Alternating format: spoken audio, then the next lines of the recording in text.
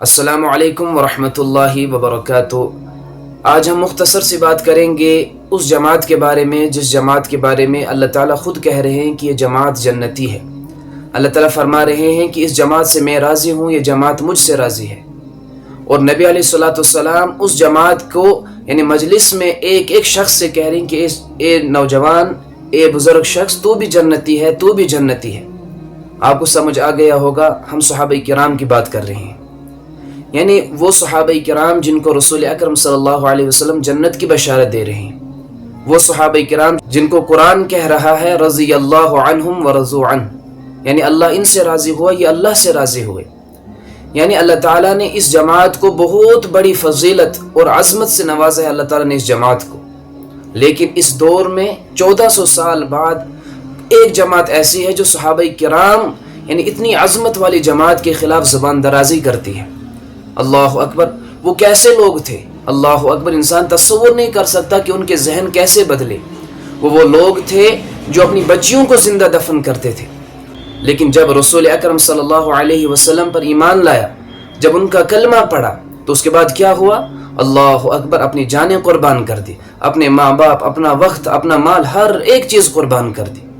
لیکن آج کا ایک انسان انہی صحابہ کرام کے بارے میں زبان درازی کرتا ہے جن کے بارے میں اللہ تعالیٰ نے قرآن پڑھا ہوا ہے۔ ان کے بارے میں قرآن کیا کہتا ہے؟ لقد رضی اللہ عن المؤمنین اذ یبایعونک تحت الشجرہ، قرآن قد افلح المؤمنون، اسی میں آپ دیکھیں کیا کیا کہہ رہا ہے اللہ تعالیٰ؟ اولئک هم الراشدون، صحابہ کے بارے میں، اولئک هم المفلحون، صحابہ کے بارے میں۔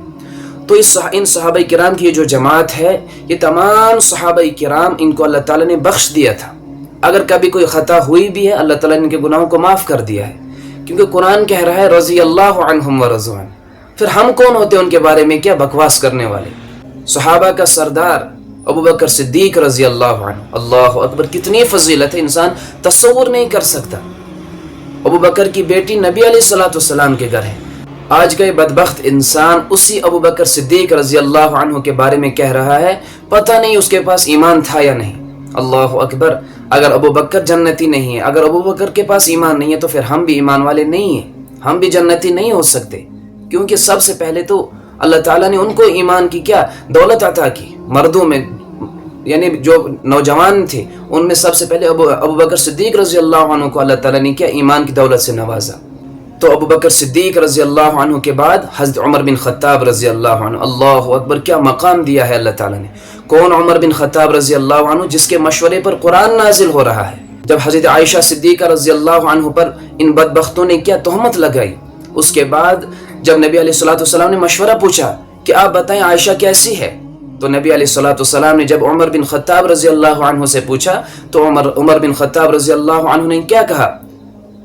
سبحانک ھذا بہتان عظیم۔ اللہ اکبر، کچھ وقت گزرا ہی نہیں، اللہ تعالیٰ نے آیت نازل کی، اس میں بھی یہی لکھا تھا، سبحانک ھذا بہتان عظیم۔ اللہ اکبر، وہ عمر بن خطاب رضی اللہ عنہ جس کی رائے پر، جس کے مشورے پر قرآن نازل ہو رہا ہے، وہ عمر بن خطاب رضی اللہ عنہ جو خط لکھ رہے ہیں دریا کو، اللہ اکبر، وہ عمر بن خطاب رضی اللہ عنہ جو زلزلے کو رکوا رہے ہیں اللہ کے حکم سے، اللہ اکبر، وہ عمر بن خطاب رضی اللہ عنہ جس نے کیا 22 لاکھ مربع میل پر حکومت کی، وہ عمر بن خطاب رضی اللہ عنہ جس نے بیت المقدس کو فتح کیا، وہ عمر بن خطاب رضی اللہ عنہ جس نے ایران، عراق، قادسیہ اور بہت سے علاقوں کو فتح کیا۔ اس عمر بن خطاب رضی اللہ عنہ کے بارے میں کیا کہہ رہے ہیں؟ پتہ نہیں اس کے پاس ایمان تھا یا نہیں، افسوس ہوتا ہے۔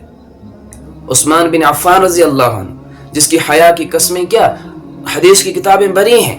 حضرت عائشہ صدیقہ فرماتی ہیں کہ نبی علیہ الصلوۃ والسلام ایک مرتبہ بیٹھے تھے، ابو بکر صدیق آئے، وہ ایسے ہی بیٹھے رہے نبی علیہ الصلوۃ والسلام، پھر عمر بن خطاب آئے، اس کے بعد جب حضرت عثمان رضی اللہ عنہ نے دستک دی، نبی علیہ الصلوۃ والسلام دو زنوں ہو کر بیٹھ گئے۔ پھر فرمایا عائشہ صدیقہ رضی اللہ عنہ، یا رسول اللہ صلی اللہ علیہ وسلم، ابا جان ابو بکر آئے، عمر بن خطاب آئے، آپ ویسے ہی بیٹھے رہے، لیکن جب عثمان آئے اس کے بعد آپ نے اپنی حالت بدل دی، یہ کیا ماجرا تھا؟ فرمایا نبی علیہ الصلوۃ والسلام نے، اے عائشہ، عثمان وہ ہستی ہیں جس سے آسمان کے فرشتے بھی حیا کرتے ہیں، میں کیوں نہ حیا کروں؟ اللہ اکبر، اسی عثمان بن عفان رضی اللہ عنہ کے بارے میں آج کے بدبخت کہتے ہیں کہ پتہ نہیں اس کے پاس ایمان تھا یا نہیں۔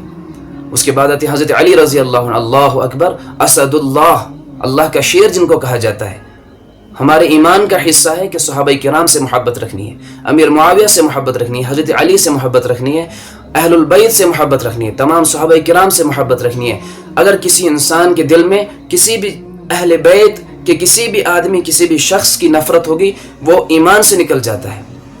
کسی انسان کے دل میں کسی بھی چھوٹے سے صحابی کی بھی نفرت ہوئی، اس کا دل سے ایمان نکل جاتا ہے۔ ہمارا یہ عقیدہ ہے کہ ہر صحابی جنتی ہے، ہر اہل البیت اللہ بخشائے ہیں۔ اللہ تعالی ہمیں ایمان کی دولت سے نوازے اور صحابہ سے وفا کرنے کی کیا توفیق عطا فرمائے، اور ان بدبختوں اس فتنے سے بچائے جو یہ فتنہ ہر جگہ آج موجود ہے، جو صحابہ کرام کے خلاف زبان درازی کرتا ہے۔ اللہ تعالی عمل کرنے کی توفیق عطا فرمائے۔